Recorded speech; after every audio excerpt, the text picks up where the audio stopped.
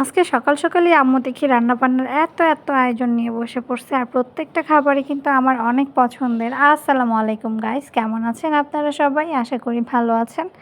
আমিও ভালো আছি, আল্লাহর অশেষ রহমতে। চলে আসলাম আরেকটি নতুন ভিডিও নিয়ে।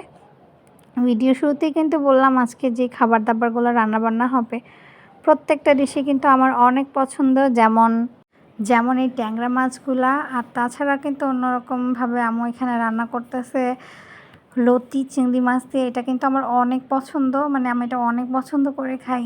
লতি যেগুলো মানে যে কোনো কিছু দিয়ে কিন্তু লতি রান্না করুক না কেন, চিংড়ি মাছ হোক বা ইলিশ মাছের মাথা হোক বা শুটকি হোক, যে কোনো কিছু দিয়ে রান্না করলে আমার এত পছন্দ গাইস। এগুলো দিয়ে কিন্তু আমি এক থালা ভাত অনায়াসে খেতে পারি। আমার এত পছন্দ, বিশেষ করে গ্রামের ছোট ছোট লতিগুলো হয় না দেশ গ্রামে, সেই লতিগুলো কিন্তু অনেক চিকন চিকন হয়, খেতে কিন্তু অনেক মজা লাগে।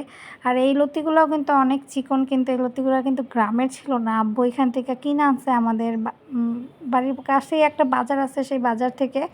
আর আম্মু সুন্দর করে কিন্তু কেটে বেছে ধুয়ে পরিষ্কার করে অলরেডি রান্না বসাই দিছে। দেখেন হয়েও যেতেছে লতি। আর লতিতে কিন্তু একটু মশলা, যেমন পেঁয়াজ, তারপর একটু মশলাপাতি বেশি না দিলে ভালো লাগে না খেতে। আর এখানে কিন্তু আম্মু আরেকটা তরকারি বসাই দিতেছে।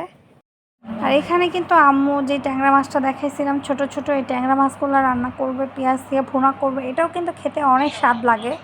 আর আগে কিন্তু আমি ছোট ছোট মাছ একদম পছন্দ করতাম না, খেতে চাইতাম না, আম্মু জোর করে দিত। কিন্তু এখন কিন্তু ভাই খেতে অনেক মজা লাগে। এই মাছগুলা অনেক স্বাদ লাগে খেতে আমার। আগে কাটাও বাছতে পারতাম না, খাইতেও পারতাম না, এখন একটু কাটা বাছতে পারি আর খেতে পারি।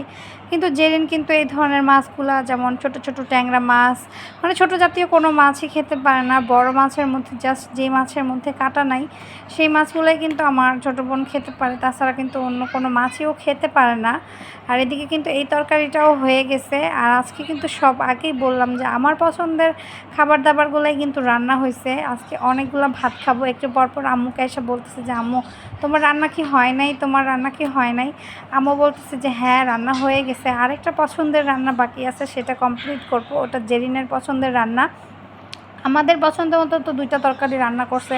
একটা লতি দিয়ে চিংড়ি মাছ রান্না করা হয়েছে, আর আরেকটা এই যে ট্যাংরা মাছ দিয়ে কিন্তু টমেটো তারপর পেঁয়াজ দিয়ে কিন্তু ভুনা করতেছে লাল লাল ঝাল ঝাল করে। আর এই ছোটো মাছগুলো কিন্তু ঝাল না দিলে ভাই একটুও খেতে মজা লাগে না, যত ঝাল দিবেন তত খেতে স্বাদ লাগে।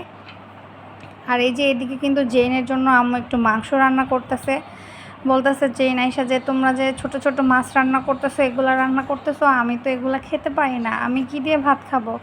আম্মু বলতেছে যে জানি তুমি খেতে পারবা না, তোমার জন্য এই যে দেখো এখানে একটু গরুর মাংস বসাই দিছি, একটু গরুর মাংস খাবা, তুমি গরুর মাংস দিয়েই তুমি ভাত খেতে পারবা। জেন বলতেছে গরুর মাংস রান্না করছো, গরুর মাংসটা তো খেতে ইচ্ছা করতেছে না আমার। পরে আম্মু জিজ্ঞাসা করতেছে যে কি খাবা বলো তুমি আমাকে। পরে বলতেছে যে কি থাক, রান্না করছো এটা দিয়ে ভাত খাবো।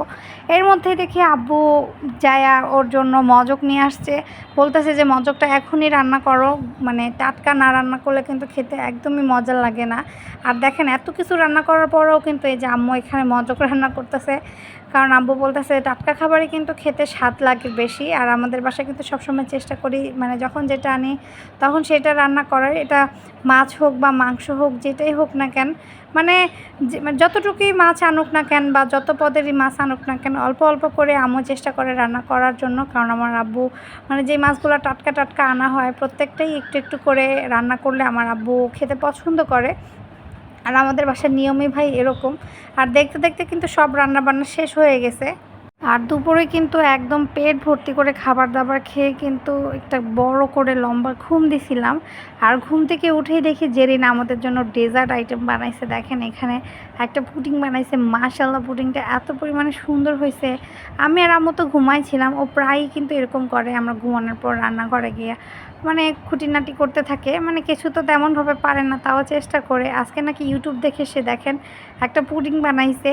আমি বলতেছি তোর হাতের পুডিং কেমন না কেমন হইব, ডিমের গন্ধ কইব, ভালো হইব না, দেখতে দেখতে খারাপ হইব, খাইতে মজা হইব না, অমুক সমুক করে আমি বলতেছিলাম। কিন্তু ভাই আমি দেখা তো পুরো অবাক হয়ে গেছি, মানে আমি একদমই বিশ্বাস করতে পারি নাই যে এই পুডিংটা যে আমার বোন বানাইছে। দেখেন মাশাআল্লাহ এত সুন্দর হয়েছে, মনে হইতেছে যে বাহির থেকে কিনে আনা হয়েছে। আর পুডিংটা খাইতেও কিন্তু অনেক মজা হয়েছে, দেখেই মনে হইতেছে যে অনেক মজা হয়েছে, অনেক লোভ লাগতেছিল আমার। ও বানায় ফ্রিজে রাইখা দিছিল, আর রাত্রেবেলা কিন্তু বের করে এটা এই যে এখন বের করা হয়েছে, এখন কাটবো। আর পুডিং কিন্তু সাধারণত ঠান্ডা খেতে কিন্তু মজা লাগে, দেখতে যেমন সুন্দর হয়েছে, লোভনীয় হয়েছে, খাইতেও কিন্তু মাশাআল্লাহ অনেক মজা হয়েছিল।